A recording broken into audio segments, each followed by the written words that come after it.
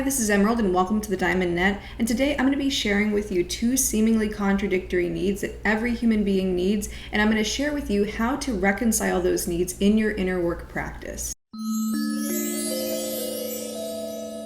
Alright, so like I had mentioned, I'm going to be sharing with you two needs that must be met, and these two needs seem to clash, but they really actually go quite well together, and those are the needs for will and surrender. And so will is about knowing what it is that you want and being able to exercise your power to move in the direction of what is wanted or away from what's unwanted. And surrender is about choosing from a sovereign place to give over your power to powers outside of yourself. And oftentimes that's a higher power. So you could think about the higher power as God, but a higher power could be something like community or a cause or a variety of other different things. And I'll get into that in just a moment. But basically it's being able to kind of push your power outside of yourself and to say, okay, I want to have this power, but I want to relinquish these other powers. And so the reason why will and surrender are both important needs is because on the will side, it enables you to chart the course of your life in a direction that really feels aligned with you. And you're able to get a clear sense of direction and meaning from your interactions in life. And then with surrender, that's the ability to sort of have a release valve. So when you don't have any kind of external sources of power beyond yourself, it's almost like all of that existential weight just kind of pushes down on yourself. And so being able to sort of trust forces of power outside of yourself is very necessary for being able to feel connected. And especially when it comes to connecting with other people, inherently in a relationship with another person, whether it be a familial relationship, a romantic relationship, or a platonic relationship, being able to sort of trust that other person to a certain degree, that's part of that surrender and being able to sort of recognize another power outside of yourself. And there's also, with the God image, not everybody is going to resonate with that as an external power, but oftentimes that enables you to really feel this sense of trust in reality and to feel like reality is happening for you instead of to you. But as I had mentioned, there are all sorts of different intonations of higher powers or external powers in general that you can surrender to. So like I'd mentioned, you have the God image, which is a really common one. You can also, surrender to the idea of the universe in general or to a higher self. You can also think about the higher power as the unconscious mind with its many mysteries beyond the scope of what the conscious mind can understand. And now these other ones that I'm going to mention are a little bit more difficult because you have to really make sure that these sources of power are really trustworthy, but you can externalize your power into a group, so it's like if you have a group of trusted friends, that can be a place to surrender your will a bit. If you, let's say, have a certain cause or a certain movement that's really meaningful to you, you can surrender your power over to that something greater than yourself that you're working toward with other people. You can even, for small decisions, leave things up to chance. So if you're making a decision on what it is that you want to eat for lunch, you can flip a coin and you can make a decision, and that's you externalizing your power onto something else. Now, just as a caveat, I don't recommend using chance for big decisions. You want to really leave that to smaller decisions or decisions that don't have really high stakes if things go negatively. One that I particularly like to use to externalize my sense of power is to guide my life based off of not only just my own inner knowing, but also synchronicity. So it's like being able to look to the external world, finding synchronicities and like little things that are repeating, and then saying, ooh, let me make some decisions based off of these synchronicities that are coming up, assuming that, let's say, what's going on the inside is actually reflecting to the outside, which is what synchronicity is. There's also dynamics, and these are ones to be cautious with, of course, where there are certain yogic practices that have to do with devotion to a guru. I believe that's called bhakti yoga. And so this basically is all about being able to surrender your power to somebody outside of yourself that's acting as the higher power. And a trusted leader can also sort of play this same role. Now with these, you have to keep in mind that human beings are fallible. And so if you project sort of the perfect person onto that person, it puts you in a really vulnerable position. So you want to make sure that that person is really trustworthy and to be able to, really feel like you're getting what it is that you're looking for out of that dynamic.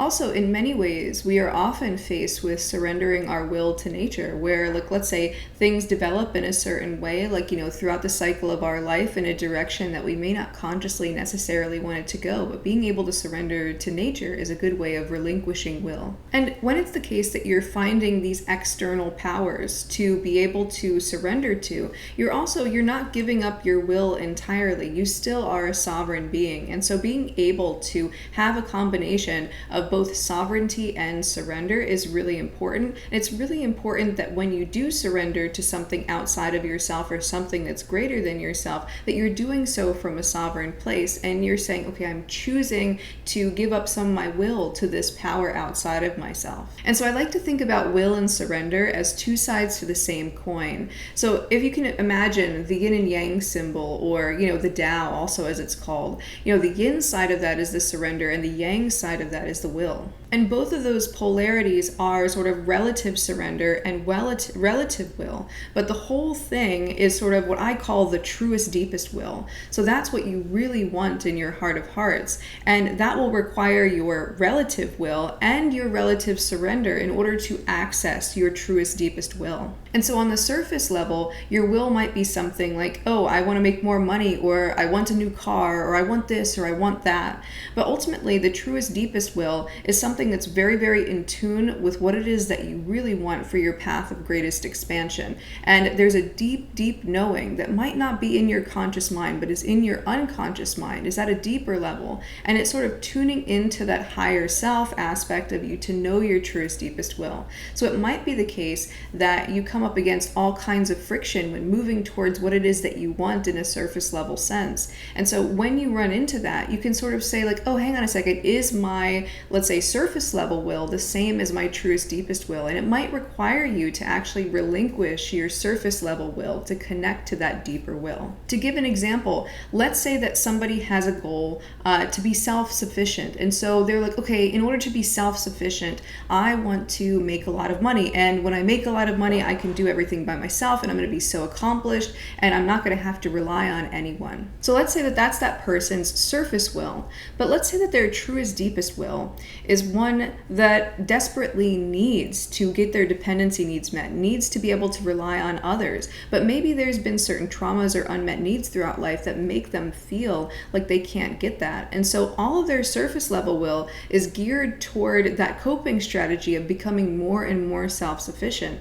But in actuality, underneath everything, what they want and need more than anything is connection to people outside of themselves, to be able to have a support system, to be able to feel like they are supported by the people around them. And so what might happen is that they might end up actually making decisions that move them more in the direction of dependency, things that get in the way of their conscious goal to make more money and be more self-sufficient. And so when those types of things come up, it's important for us to be able to recognize that these struggles come up because sometimes our surface level will is in contradiction of our truest, deepest will. And that's where surrender comes into play. So you cannot meet your truest, deepest will if you're not willing to surrender your surface level will. Because oftentimes it's like we'll try and we'll try and we'll try to meet that surface level will to no avail. But if we keep trying, we just end up spinning our wheels. But if we go, hang on a second, wait a minute, there's clearly something that's misaligned here or something's not working out. In what ways is my surface level will in contradiction of that deeper will? And how can I actually chart my course in a way that maybe acknowledges that deeper will? And also to be able to become more conscious of that deeper will is important as well. And that's where shadow work comes in. And so when I think about surrendering the surface level will, the relative will, the yang side of the yin and yang symbol for the whole thing, ultimately I think of a small drop of water that comes from the ocean, but then that small drop of water realizes that it's been part of the ocean the whole entire time. So the small drop of water, if it feels like it's the entire ocean, in a sense, there is a truth that it is the ocean, but it's so much more than what that small drop of water can handle. And so that small drop of water doesn't have the entire context. But if that small drop of water enables itself to surrender its separation and enables itself to really become one with the rest of the ocean and to realize that it is part of something greater than itself, it is just a drop in this vast ocean and that there's no separation between itself and the ocean, then it's like that drop of water is connected fundamentally to this infinitely complex complex thing, something that has such deep secrets and wisdom buried in it. And so the idea of like the drop surrendering to the ocean is the same as the idea of us surrendering to powers outside of ourselves, or a higher power or a greater power of some sort.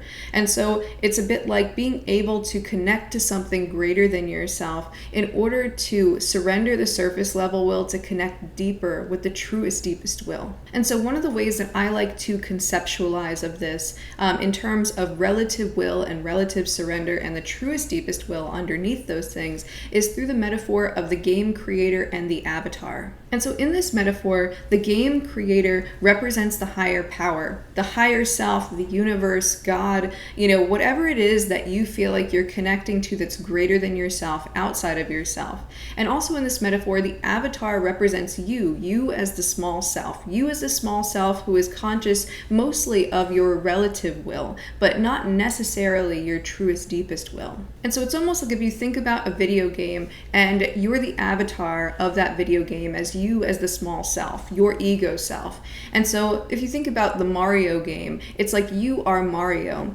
And within the game of Mario, Mario has a very specific goal. He wants to save the princess from Bowser, and that means that he has to defeat Bowser and the Koopas. And he wants for the positive things to happen and for the negative things to not happen. That is his more surface level will of the avatar. And it's really important within that context that he plays that, because that's the way that the game is played. That is the objective of the game. And this is us as an avatar in our life. We want all yang and no yin. We want all expansion and no contraction. We want all positive and no negative. And this is what helps us move in a more positive direction in our life. Our surface level will is very important. But the game creator, the one that actually creates the Mario game, that's the one that has this higher vision of things. And that's the one that the avatar surrenders itself to engage in that vision. But the game creator has to embrace both the positive and the negative elements of the game. So Mario is all about defeating Bowser, but if the game creator is like, oh, let me program the game to where Bowser is not in the game anymore, or none of the Koopas are there, or none of the little pits that Mario can fall down in are in the game, so that Mario has all positives in the game, it's not going to be a compelling or meaningful game. And Mario isn't going to be able to experience, a meaningful gameplay, because it's just going to be just a walk across the screen. And so one could certainly make the argument that Bowser is what makes the Mario game good, even though Bowser is the bad guy. And so while Mario, as the avatar, the will of Mario is for things to be all good and to defeat Bowser and the Koopas and to save the princess, that's his surface level will. His truest, deepest will, in its connection to the game creator, to the higher power, is to be able to play the game fully and to be able to play the games with the positive and negative and neutral elements and to experience the wholeness of the game. And so if the game creator takes on the perspective of Mario, he's going to program a bad game. But also if Mario takes on the role of the game creator, it's like, okay, well, let's just be at one with everything and let's just let Bowser do his thing and we'll kind of accept everything as it is. But then Mario has taken himself out of the gameplay. He's sort of taken on the perspective of the game creator, which means that he can no longer play the role of the avatar. And so in this metaphor, you are the avatar. And when it's the case that you don't have a higher power outside of yourself and you are embodying the role of the higher power, you are not able to play a meaningful game as the avatar, because there's a sense of your surface level will coming up against this truest, deepest will. And it's the friction between the surface will and the truest, deepest will that enables you to really play the game and to find that the game is meaningful to you as a story. Or another intonation of if we're not surrendering to a higher power outside of ourselves or something greater than ourselves, even if it doesn't have a spiritual intonation, is that we start also trying to make sure that our surface level will is the thing that gets done, because we feel like we're the higher power then, and it's like, oh, my surface level will is the right way to do things. And then it becomes very disappointing to interact with reality as it is created by forces outside of ourselves. ourselves. And so when you're able to connect to your surface level will and to be able to, want what it is that you want, that enables you to find meaning within the game, and also being able to surrender to a higher power outside of yourself means that you don't have to be the one that creates the game at the same time. So you don't have to program Bowser into the game and defeat him. You just have to do the defeating the Bowser, and you have to leave it up to the higher power to create Bowser into the game. And if we think about the unconscious mind as the source of the truest, deepest will and as the higher power, the unconscious mind knows what game you're meant to play. And so the truest, deepest will is to play the game. The surface level will is to win the game. And so sometimes it's the case that if we get so focused on winning the game that we forget that we really wanted to play it in the first place. And so all of this is a metaphor to show you why it's important, number one, to be very connected to your surface level will and to open up to that truest, deepest will where your will and the higher powers will connect. But then also it's being able to surrender, being able to play the game, to give yourself over to the game, to trust that the game is a good game. And part of that is being able to feel like the game is happening for you instead of to you. And that's where the trust element comes in. So it's trusting the higher power, or trusting the power outside of yourself, or trusting greater forces outside of yourself. Now I'm going to share with you kind of the game that I've created for myself to set up this dynamic where I'm very much possessing in my own will,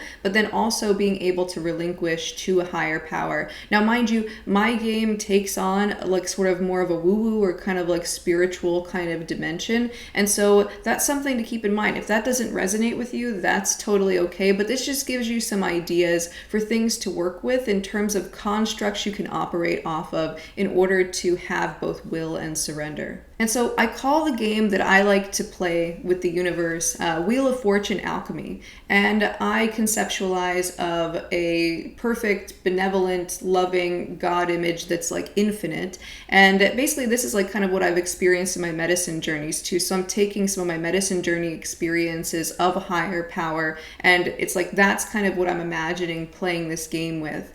And the idea is that this higher power creates the entirety of my reality for me. And so me as the small self, I don't create my reality, but I have a deeper will, and this higher power is all loving and cares about me, and I can trust it to do things in my best interest. And so it's all about basically being open unconditionally to receiving the things that this higher power creates for me, and trusting that it's already aligned to my truest, deepest will. And so it's a little bit different than a manifestation practice. Law of attraction is about, okay, you can create your own reality, and there's an element of manifestation there, because there's this sense that what's going on inside of me as the small self human is going to project itself out here. But the way that I think about it is that it's not me doing the creating, is that it's the creator or God doing the creating. And so when it's the case that it weaves a scenario for me that's either positive, negative, or neutral, it's me receiving those experiences unconditionally and being able to alchemize those experiences into the most positive that I can with my own will. And I do that when my own surface level will comes up against the friction of that higher will of the higher power. And so if it's the case that let's say that there's a surface level will, I want to make more money, and I run into, obstacles where it's preventing me from making money. It's I could go, oh no, I'm not getting what it is that I want. Let me struggle against this. But I go hang on a second. All right, if the universe is presenting to me these kind of synchronistic situations where I'm struggling with money or this kind of thing, and it's okay, well, what is that meant to communicate to me? If I trust that everything that's happening in reality is happening for me instead of to me, then what does that behoove me to do in order to get more into alignment with my own surface level will and be able to actually surrender some of that, but also to connect to that truest, deepest will? So if it's the case that consciously I'm thinking, oh, I want more money, or I want this material thing or that kind of thing, it's and I'm not getting it. It's instead of saying, oh no, the manifestation isn't working, it's assuming that it's happening perfectly because the higher power knows knows perfectly what it is that it's going to give me. And so surrendering to the external circumstance that way and trusting that whatever it is actually the most positive thing that I need to lead me to my path of greatest expansion. And it might not necessarily lead me in the direction of my surface level will. It might lead me totally in the opposite direction. But in this game, it's really important that I also have my own surface level will, because that's what moves me forward in life and gives me direction. And so it's all about that friction and being able to be wise enough to surrender to the circumstances externally in order to go deeper and to open things up further. And I find that this is a really meaningful game for me to play. It enables me to have will, it enables me to have surrender, and it enables me to connect with things that maybe I don't consciously know that I want, that I really deeply do want. And so I think that's a really important component of this game. And so if you wanted to play this game or to use this framework in order to incorporate, let's say, surrender to a higher power and also your own will, I think this one's a really good one to work with. But of course, you can choose all sorts of other different paradigms as well. Now, being able to connect to will is very, very important, and especially being able to understand more and more about what it is that you really want in your heart of hearts, which is your truest, deepest will. And you're able to do this by connecting to how you feel and how you prefer to feel, because your feelings are the main motor of your motivation. And when it's the case that you are disconnected from either your surface level will, but especially your truest, deepest will, you can end up in a space where you are having to make decisions based off of external circumstances and external compasses, as opposed to making a decision truly from your internal compass. So let's say it's the case that, you're used to having to make decisions based off of logistics and shoulds. And maybe it's oh, what should I be doing? What do I have to do? Navigating your life based off of these more external things on an unconscious level can really fully put you in this space where you're totally out of alignment with what it is that you really want. And ultimately, the main reason why you would want to surrender to some power outside of yourself is because it'll bring you actually more into alignment with what it is that you truly want in order to do that. And so you never want it to be a situation where you're unconsciously sort of having to operate off of external sources of power, because you'll just be driven in a direction that doesn't feel aligned with you at all. And when it's the case that we're not connected to our truest, deepest will, our sense of sovereignty, it's life becomes this chaotic swirl of different perspectives, and we try to find somebody to pay attention to and to listen to, in order to, let's say, quell that chaos. Whereas we're able to really center ourselves when we're connected to our truest, deepest will and our own sovereignty. And when we're in alignment with our truest, deepest will, we're able to feel a sense of ease and grace, and we're able to feel we're really moving in the right direction. We feel really aligned, we're in the groove of things, and we hit flow a lot more easily. When it's the case that we're out of alignment with our truest, deepest will, we'll oftentimes run into all sorts of friction, procrastination, self-sabotage, and all sorts of other things. Now, being out of alignment with your own will or your truest, deepest will is not what always causes procrastination and self-sabotage. There are other reasons, but being out of alignment with your truest, deepest will is one of the main reasons. And so that's something also to pay attention to if you find yourself sort of having a lot of friction around following your goals, or feeling oh, I have to do this, or, really forcing yourself out of alignment. That's going to really give you a sense of inner turmoil. And sometimes when you're disconnected with your truest, deepest will, you sort of lose will altogether, and you end up with a sense of a lack of motivation and a lack of meaning, and okay, well, what's the point in even engaging with these things, because I'm not anywhere close to the fires of what it is that I want. And so it's sort of if you're in that game of getting warmer and getting colder, if you're really, really far off, and you're totally in a territory that's cold because you've operated so much from external circumstances and trying to get away from what's unwanted, then it can be very confusing to really find your way back to your truest, deepest will if you've been living your life so much off the beaten path. It sort of reminds me of those video games where, let's say, there's a certain path that you you have to follow in order to like be on track, but then you can go other places.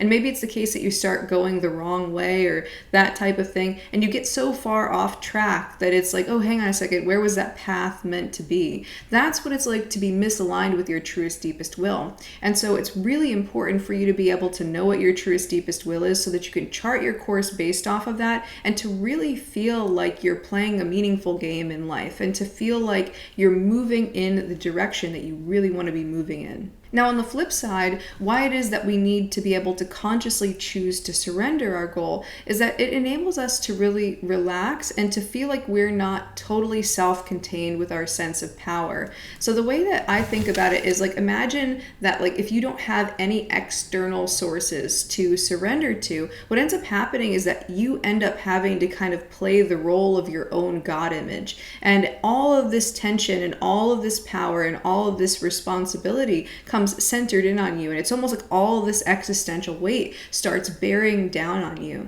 And so I want you to imagine like a fractal. And so it's like with a fractal, there's like a certain shape, and then it's like you can zoom like out on that shape and you can find more and more and more on that shape to where it's like maybe the original shape just becomes like a little tiny thing off of like this greater thing. And when it's the case that you are not able to externalize your power from yourself onto something greater than yourself, and again, it doesn't have to be a God image, it could be something else, but like it has to be something that's outside of you.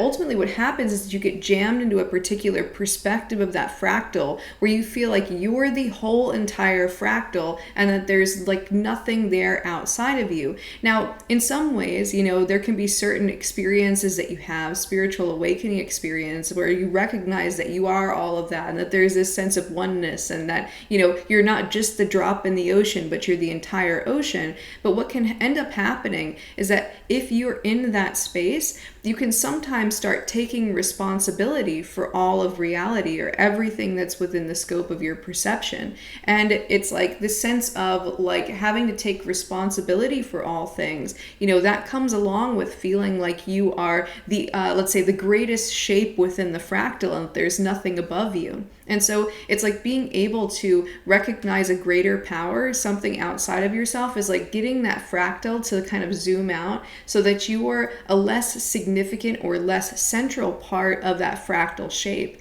And that way you get to experience like not having all of that existential weight on yourself, but instead being like, oh, like I am the whole thing. I am the fractal itself, but I get to operate like just a small part of the fractal. I get to be the drop instead of the ocean. And the drop has so much less power and so much less responsibility than the ocean. And so there's relief that comes along with that. And oftentimes it can be the case that if we're used to internalizing our sense of power, it oftentimes comes from like not feeling like we can trust sources of power outside of ourselves. And the first people that we end up surrendering to are our childhood caregivers, usually our parents. And so if it's the case that we felt that we couldn't trust our parents and to surrender to for one reason or another, we can have this whole like almost God complexy tendency to kind of bring all of our power into ourselves and to not trust external sources of power. And what happens is that thrusts us into this God image role where we have to play the God of our own lives.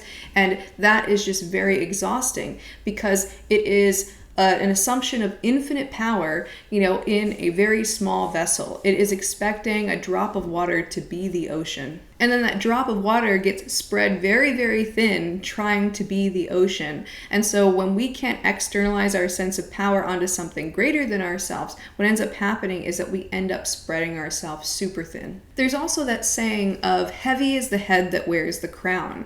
When it's the case that you have no higher power outside of yourself or no greater power outside of yourself, you are wearing that crown 100% of the time.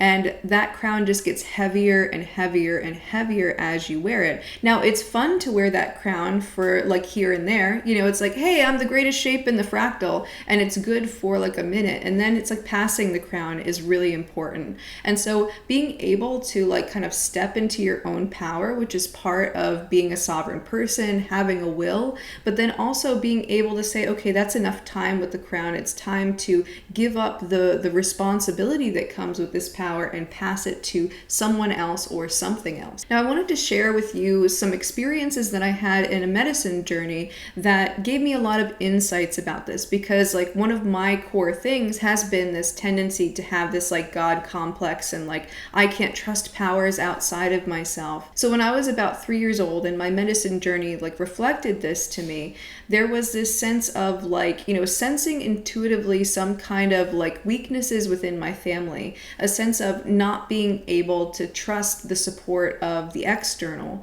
And it was just picking up on like their human vulnerabilities, but then it's like also kind of sensing foundational weaknesses in my household, which did eventually like kind of break up and things like this. And because of that, there was a sense of not being able to really truly surrender to my parents and not really truly being able to, feel like my parents like are going to be there for me or supportive. And so early on, I started to internalize responsibility for everything. And it showed me that this came up when I was 3 years old. And so when I was 3 years old, I felt like I, on some level, was like responsible for my parents' like feeling states and to make sure that they didn't like fall apart. And I remember having a lot of anxiety in like later childhood about this too. Like, oh, what's going to happen to my dad? Like, he's a mechanic and is he going to be able to, continue to work on cars and to make money, into his older age, and like what's going to happen to him? Then I didn't know about Social Security or anything like that. I had no sense that there was an external power called the government outside of myself that was going to meet those needs. So I was like, oh, how can I fix this? How can I make sure that he's going to be okay? And then it was just otherwise picking up on these like vulnerabilities and like this sense of like, I'm going to one day have to be the caretaker, or, like these types of things would sort of come up as like huge anxieties that would really keep me up. And so there was this tendency to always be internalizing power and internalizing responsibility to try to get more control. And at certain points, I could be quite a rebellious child because there really wasn't that sense of being able to trust external powers other than myself. And I remember when I was in kindergarten, I used to like always on our Friday folders where like the teachers would send home notes to parents, I always got like, oh, Emerald's not following directions. Emerald will not follow directions. And it's like, I didn't realize until this medicine journey that this is the reason why, is because I don't trust sources of power outside of myself. And so I've had this major issue with like God complex, where on one hand, it's like, oh, I'm significant because I'm like this different, divergent person, and, I have higher responsibilities than other people and this kind of thing. Like that's been kind of the more like positive elements that I've used to cope with it. But then there's just like this sense of constantly pouring from an empty cup, feeling like I'm the mother of all things in the universe and responsible for everything. And it's put me in a lot of situations where I'm constantly like draining my energy. And so that's kind of what that sense of not having a power outside of yourself does. And because this was very deeply ingrained in me from a very young age, like 3 years old, there's like this inner 3-year-old that feels like it has to have the responsibility of God itself.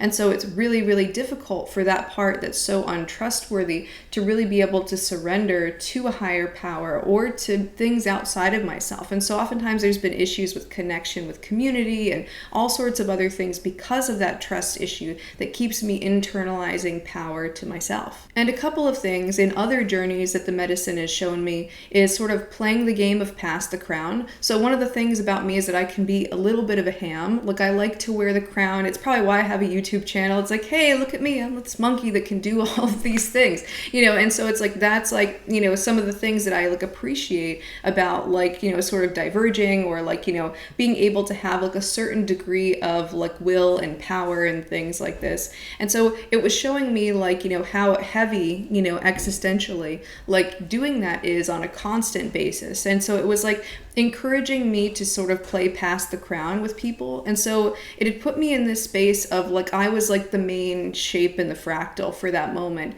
And it was like, oh wow, in this journey, I am healing the world entirely. And it's like, just because of the things that I'm going through in my journey, the whole entire world is healing. And I could really feel it. And it was like, I was wearing the crown for that moment. And then I got decentered from the experience. And there was like a guy next to me. And I was like, oh, actually, I'm just this like side character in this guy's story. And he is healing the whole entire world. world.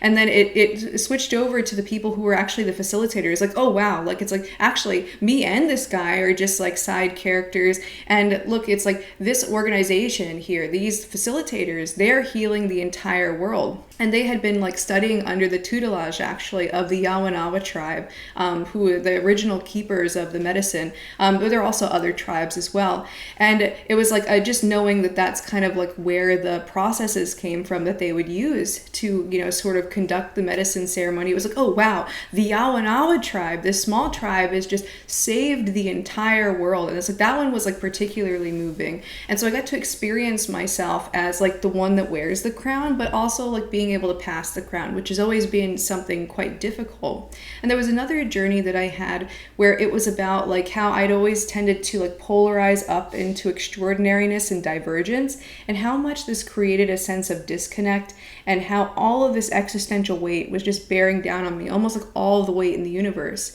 And then it reintegrated me with ordinariness. And the ordinariness helped me get a sense of eye-to-eye connection in humanity, where I could surrender to the higher power of humanity in general.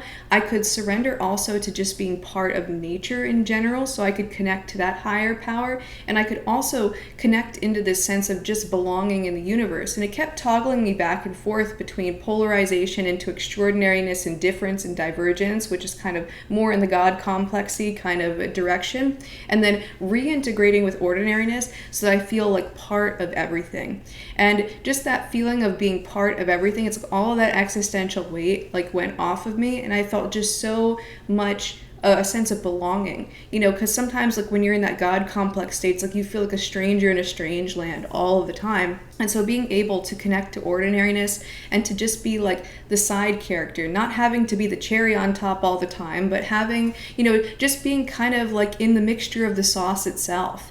And these had been things that I'd always like been quite resistant to, again, because of those trust issues and the tendency to internalize power. And, you know, even some, you know, sort of more narcissistic sort of like coping strategies to want to feel extra important or extra special and to be like super focused on myself. And so these are some things that I've been learning about this topic of will and surrender, because it's like this sense of like being able to connect to the will, but then also to choose to give it up at the same time. And so when it's the case that you have something greater than yourself to connect to, you're able to sort of be part of that movement, that thing, the higher power, reality itself. It can be a variety of different things, but it passes the crown over to that. So you don't have to play that central role all the time. You can step into the central role sometimes, but then you step out and then you relinquish it. And even the process of life and death in this sense is quite a mercy. And so we can kind of think about like sort of hitting certain peaks in life as kind of like, okay, we're stepping up into the power, you know, we're wearing the crown, but then with everything, that which goes up has to come down. And, you know, so we have periods of growth and decay, and then we have birth and we have growth, and then we also have a death. And so it's because we have these cycles that enables us to kind of be the biggest shape in the fractal, but then it also allows us to kind of just pass off into oblivion. Those are things that are really important for being able to sort of like externalize that sense of power and to be able to feel that sense of, you know, being the drop that became one with the ocean. Now, another important topic to talk about here is the connection between power and responsibility. So in order to have power work out in a way where there isn't corruption, is that you want power and responsibility to rise and fall together. So if you have high power, that means you have high responsibility. If you have low power, it means you have low responsibility. And when you get a situation where it's uneven or mismatched, that's where corruption happens. And so when we relinquish some of our power to an external power source, what we're doing is we're also relinquishing a sense of responsibility. And if we don't trust the external enough, you know, if we don't trust the greater power or the higher power to take on that responsibility and power, we end up in a space where we just internalize all of the responsibility into ourselves. And oftentimes this can manifest itself as like feeling responsible for everything and everyone in your environment, and, you know, feeling like you're responsible for things that are totally outside of your control, like how other people are thinking or other people are feeling. And so if you're in that space where you're like, oh no, what can I do to make sure that person doesn't feel this way or doesn't think this way, then you're in a space where you could really benefit from externalizing that sense of power, and to be able to kind of trust that things will work out if you let go of control of those things that you don't actually have control over in the first place. And so this is why it's necessary to be able to like surrender and to be humbled and all of these different things in order to keep it to where that existential weight doesn't bear down on you and to where you feel so much responsibility. And there's that saying of like power corrupts and absolute power corrupts absolutely. And the reason why power corrupts and absolute power corrupts absolutely is because the more power we have, the more responsibility we have to match it. And so because we're not capable of being absolutely responsible, absolute power is always going to be a corrupting influence. And so when we're in that God complex mode where we're internalizing all the power into ourselves, then we're in this state of like absolute power and this, or the perception of absolute power and absolute responsibility. And it just becomes this like really overwhelming kind of like soul stealing kind of dynamic. And I believe there's a saying in the Bible that goes something like, those who exalt themselves will be humbled. And what that means is like those who take on more power than what they can handle responsibility wise will be kind of like, you know, sort of humbled and sort of like out of mercy, sort of knocked back a peg so that they're less burdened by things. And so oftentimes if we have this polarization into extreme amounts of power and feeling like we have to internalize our sense of power only into ourselves, we can end up like running across a lot of external situations that will kind of encourage us to surrender, and oftentimes not in pleasant ways. And ultimately, I think this is like one of the main values of being humbled. So I don't think that aiming to be humble or modest is a great goal to have. Usually if we are consciously deciding, hey, I want to be humble or I want to be modest, it's usually because we want to wear that as the crown. We want to be like, ooh, I'm this humble person or I am this modest person.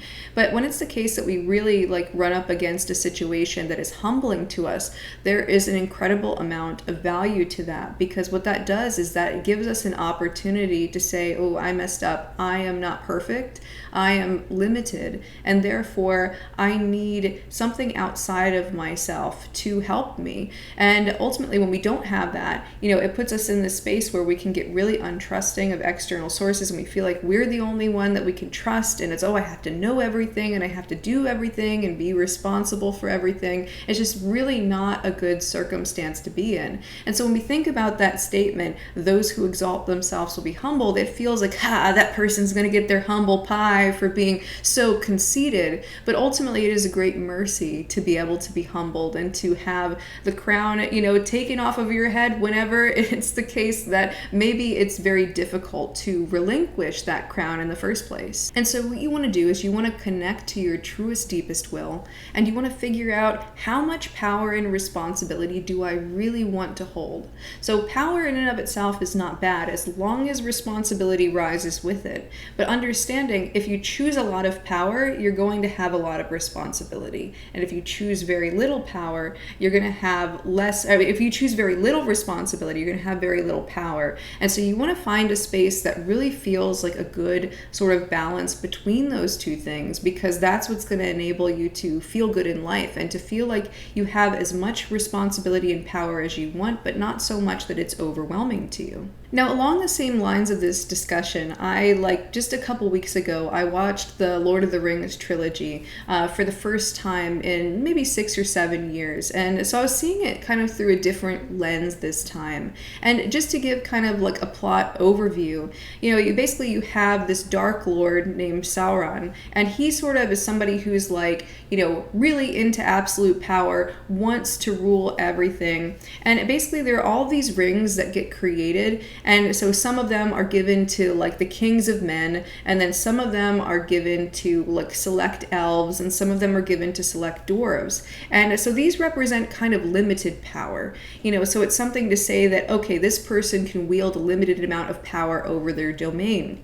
But then Sauron, what he does is he creates one ring to rule them all. So it's the sense that there's no power outside of this ring, and the person who wears the ring is going to have absolute power. And so they're going to have no power outside of themselves, no external power to surrender to.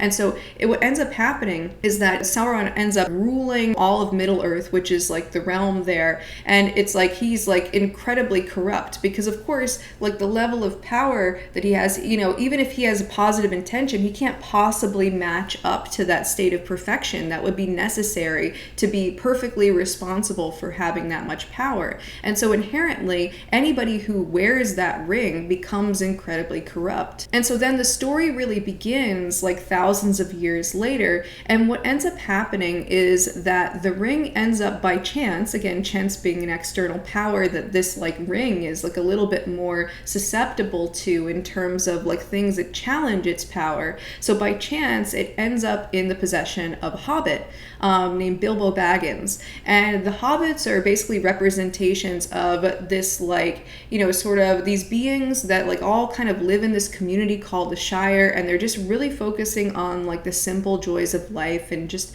you know, they're living life day by day. They're not ambitious, you know, they're just really, really, you know, sort of connected as a community. And we can kind of think about the Shire that they live in as this kind of like idyllic higher power that they're all able to kind of surrender to, and they're able to kind of live this sort of simple life. And, you know, even like, let's say the wizard Gandalf in the story, like just admires the hobbits so much for their simplicity of life.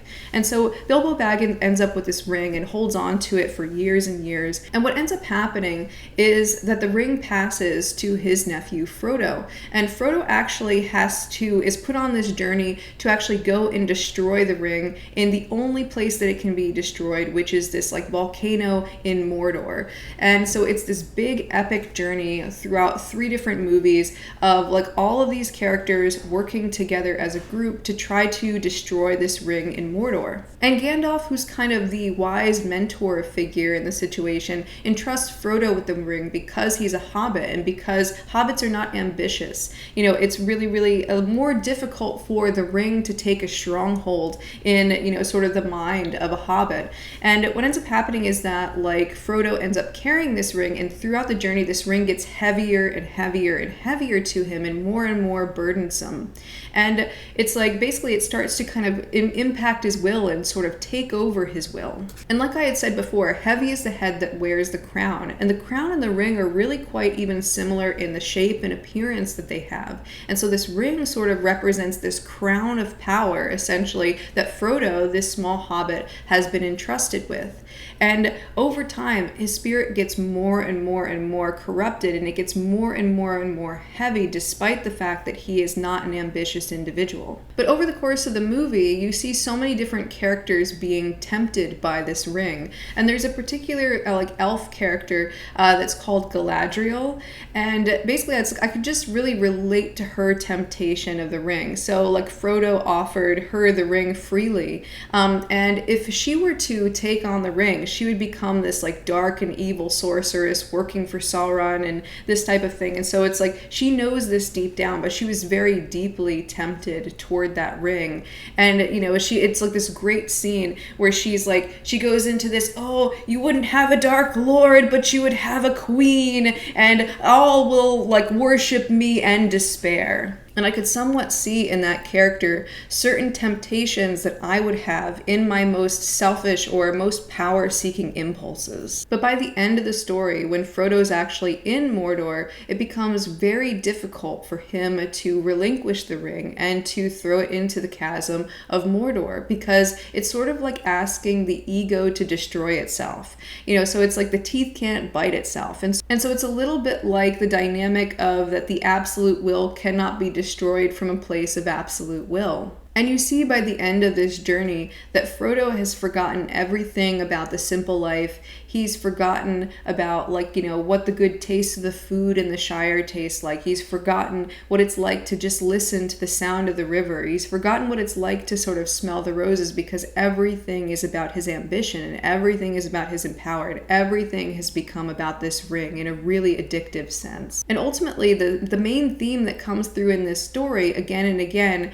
is that one cannot use their own will to control the ring. Really, the only thing that ever whatever ended up coming in and controlling the ring outside of the ring's will is chance itself. And so chance comes in as this external power that sort of has control over the ring and ends up defeating the power of the ring. And I won't give you the specifics there because I don't want to spoil the end of the story, but it's that idea of like a person needs to be able to externalize their burdens onto something outside of themselves. And so in a sense, you see this again and again in this story where really it's these characters relying on each other, not having to do the journey alone. And it's the ability to even externalize their power onto chance because they don't have any other choice but to externalize their power onto chance. Now, as I had mentioned before, there are other non-corrupt rings outside of the ring of power. These ones are about limited domains, the ability to rule within, a certain parameter.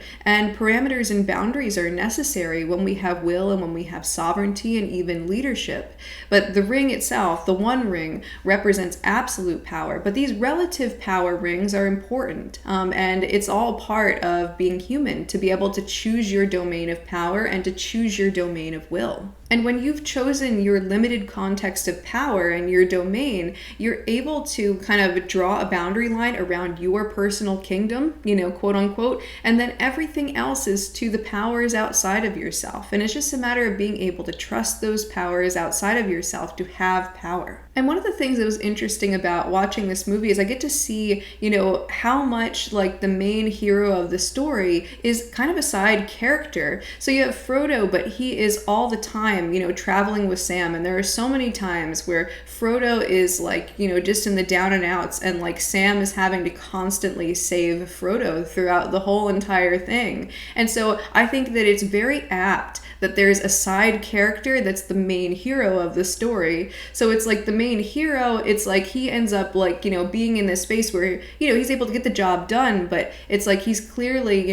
very compromised, but it's this side character of the story, the one that's like not wearing the crown, that's able to actually like solve things, but never gets focused on as the main character. And I'm hoping that I'm conveying very well why that's archetypally so profound, that the side character is the one that is the hero. So it's very similar to the insights that came up in my medicine journey around like, I'm the side character, and really it's like this person or this group or this tribe is actually healing things. And I think it's the importance of like allowing yourself to just be an element of the story, allowing yourself to be part of the mixture, allowing yourself to relinquish the crown to someone else. All right, so here's a bit about how to connect to your will, and specifically how to connect to your truest, deepest will. So one of the things I would recommend is to check out my sovereignty video. I just posted that one last week, so I recommend checking that out. But basically what you want to do when it comes to connecting to your sense of will is you want to be able to answer the question,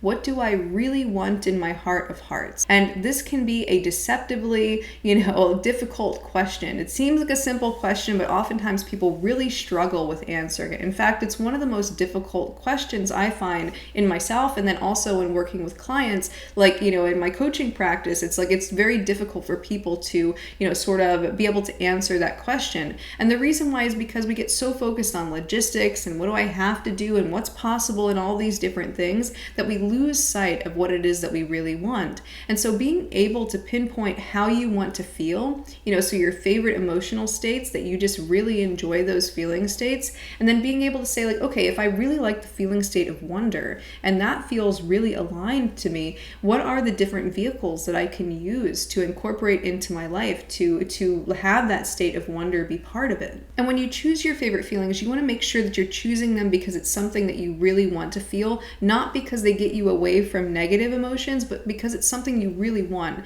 So you want to think about it like your favorite foods. So your favorite foods, you appreciate them because they are the presence of a good flavor instead of the absence of a bad one. And so if it's the case that you feel like, I want to feel a sense of empowerment, but that's really a means of getting away from disempowerment, that's more of a don't want. And so your sovereignty doesn't lie there. Your truest, deepest will doesn't lie there. Instead, it's knowing what feelings you appreciate feeling just because they feel good to you by themselves without having to get you away from something negative. And another way to start operating operating from a sense of will is to be able to switch from shoulds and have tos over to want tos. So again, like I said, we can oftentimes be making decisions from like very logistical places and trying to think practically and be like, okay, what do I have to do? What should I do, etc. But ultimately, there's no such thing as a should or a have to or a requirement. You don't have to do anything at all. There's just consequences to making the choice to not do something or to do something.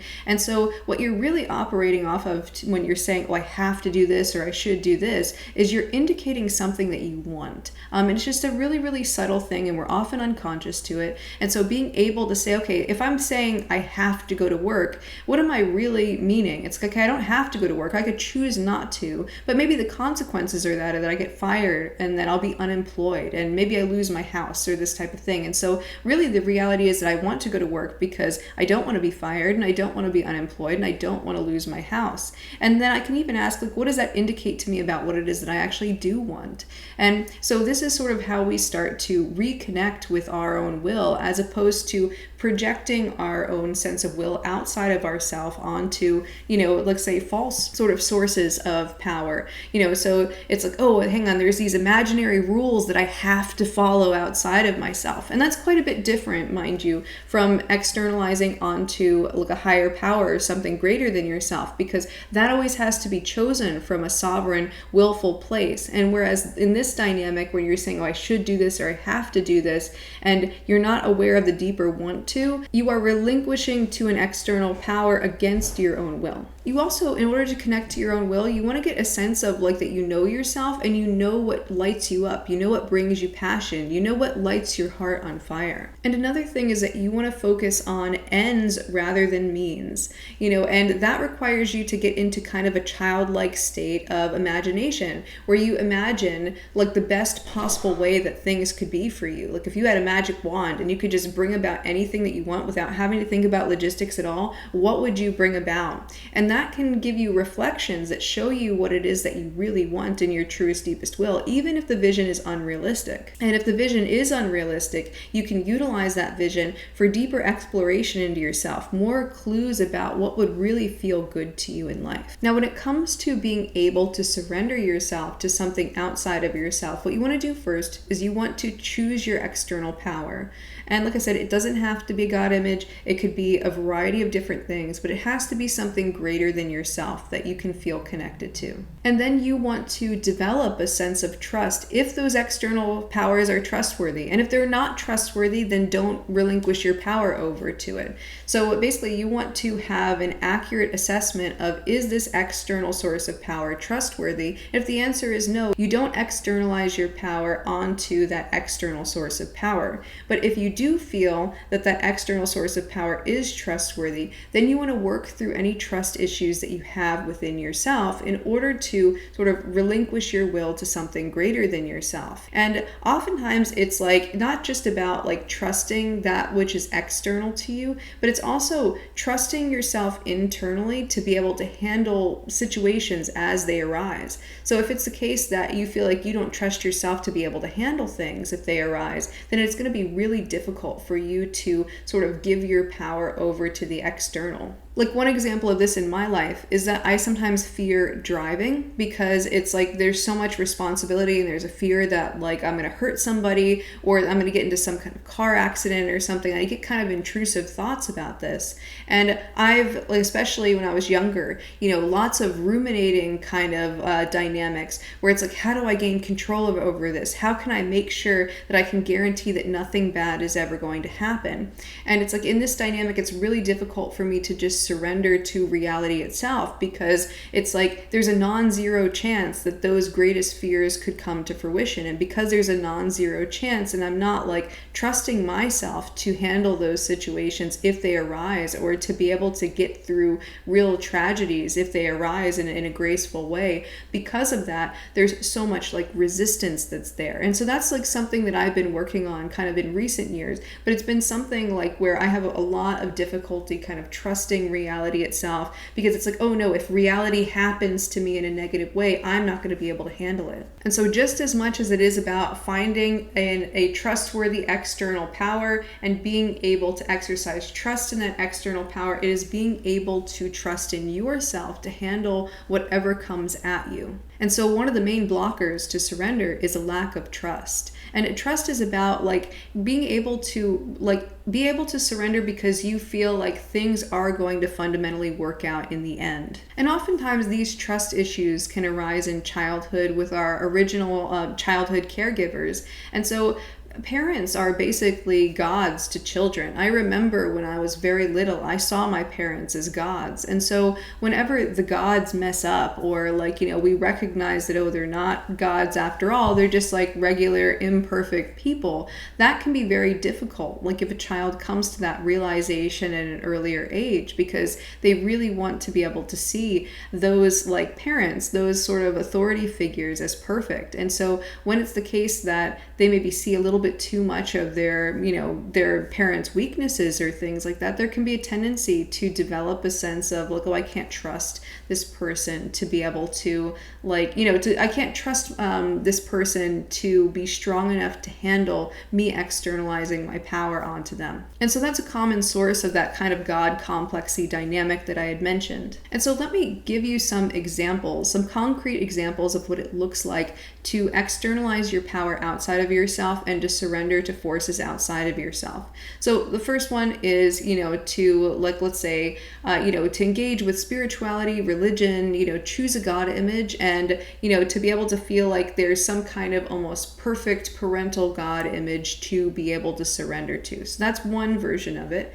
Now, another version is to be able to trust in the universe, to trust that the universe is like working in your best interest in some way, or even like the sense of there being kind of like a unitive kind of oneness. And so these are on a more spiritual level, ways that you can start to surrender to powers outside of yourself. Another way of surrendering power to forces outside of yourself is like, let's say that you're a business owner and you feel like you have to handle everything all by yourself. Well, one way to, let's say, relinquish a bit of power is to start delegating to other people, to trust other people to handle certain elements of your business. Or not even necessarily if you're a business owner, maybe there are different other things that you want to delegate. So delegation is a great way to surrender to powers outside of yourself. Another way to surrender to powers outside of yourself is to be able to open up to community and to surrender to community. Another way to do this, and this is more of an internal type of thing, is to decenter yourself from feeling like the main character of everything. So when you feel like the main character of everything, everything goes through you, everything's super focused on you. And so if you can kind of go to a public space and you can just be like, yeah, I'm just a side character in this scene, like that's an important thing. And that's difficult because then it's like, okay, I'm the main character being the side character and playing the side character. But, really trying to just feel like you're just part of the environment. Some other ways to surrender your power to forces outside of yourself is to like join an organization or to join a cause of some kind. So being kind of a cog in the machine in a certain way has like a positive element, even though we oftentimes think about it as a purely negative type of thing. And there's like a lot of things like, oh, don't be a sheep, don't follow the crowd, but sometimes it can be really, really helpful for us to find the positive, sort of element, turning the base metal into gold when it comes to being the cog in a machine. Another external power that you can relinquish power to is, let's say, a craft. So like, let's say that you're an artist of some kind.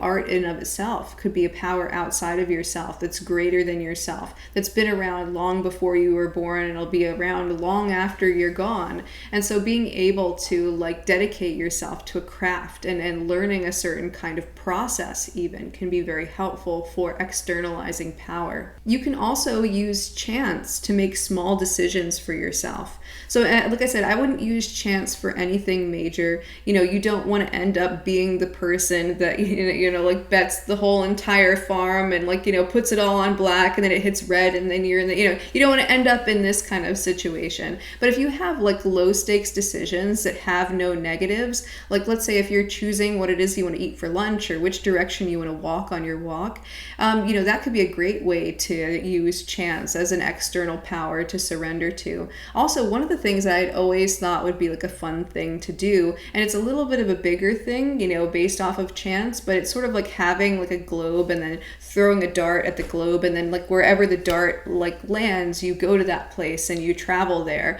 And so you're letting sort of chance, sort of be the one that guides you. And one of my favorite ones is to be able to sort of like tune into the environment, things like synchronicities, and to take that in and to use my will to kind of figure out, okay, what's this synchronicity trying to communicate to me? If I assume the concept of as within, so without, and this thing keeps showing up in my environment, I'm going to trust that that means something important to me. And that's going to be sort of this like sort of special ingredient or this wild card that I'm not consciously in control of, that's outside of the scope of my power, and I'm going to use that as a stepping stone to move in the direction that that indicates to me. And then as I go there, it's going to open up elements of my will that maybe otherwise I wouldn't have been aware of. Now with some of these other ones that I'm going to mention, it's kind of a proceed with caution. Now proceed with caution when it comes to, sort of surrendering to a community or joining an organization or cause. So look, definitely exercise caution there. Again, you want to make sure that the external power is actually trustworthy.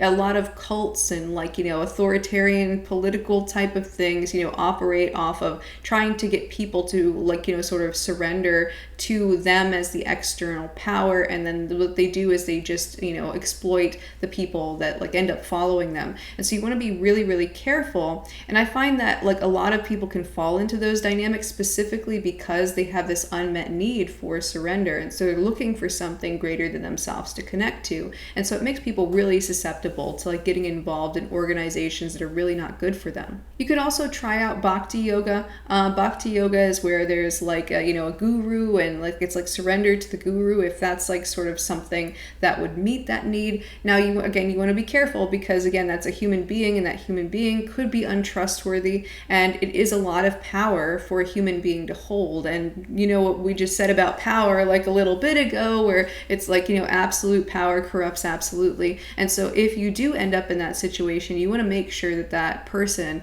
that is the guru is actually very, very responsible, top tier, S tier level responsible. There are also certain BDSM dynamics that are based off of certain people relinquishing their power over to another person. And so that can also be a solution for this. But you want to be careful also with that. Again, you want to choose, if you're in the position where you're the one that's giving up the power, you want to make sure that that other person is a trustworthy person. And you want to make sure 100% that you never try to make yourself surrender to an external power that you don't trust. And so you want to keep your wits about you. You want to say, you want to make a really accurate assessment of how much can this other person, can this God image, can this organization, can this external power be trusted with my surrender. And you don't want to internalize that sense of responsibility then and say, oh, maybe it's my problem because I'm not surrendering properly and this type of thing. It's if the other person or organization or God image or whatnot isn't trustworthy, then you might have to find another thing to surrender to. So you want to make sure that you have both of these needs met for both will and surrender. You want to make sure that they don't get in the way of one another. So basically it's you should be able to connect, fully with your truest, deepest will, and to be able to choose surrender from that standpoint. And if you find yourself saying, oh, I have to, or I should surrender, or this type of thing, or even, let's say this video, if you go oh, hang on, Emerald said that I gotta surrender to something outside of myself and I don't want to, but I'm going, it's don't put yourself in that. You really want to, you want to find a place where you actually want to relinquish that power to something outside of yourself. And if you find yourself running into resistances, where it's that doesn't feel safe or it doesn't feel okay, don't try to force past that resistance. Work through the resistance first. Usually it has to do with the trust trust issue, either trust in yourself, trust in others, or just like a mixture of both of those things. And so if you're in that space of, no, I don't feel comfortable externalizing my power at all, period, dot, end of story, then yeah, it's like being able to like, work into more of the trust issues and not like putting yourself like in a space where it's like, oh, I have to do this. So don't operate off of have to's or shoulds with this. Anyways, that's all I have for you for now. I hope that you enjoyed this video. If you did, go ahead, click the like button down below, leave me a comment down below, subscribe, hit the notification bell, all of that stuff. Also, if you would like a free resource where I describe the 5 main reasons for self-sabotage, I have that link down below in the description. The very first reason is being out of alignment with your truest, deepest will. So it's very much related to the topic that we've talked about today. And yeah, and if you would like to learn more about how to connect to your own sense of will, go ahead and click this video right here. It is about connecting to your sense of personal sovereignty, so it'll dovetail really nicely off of this video. And until next time, keep becoming more you.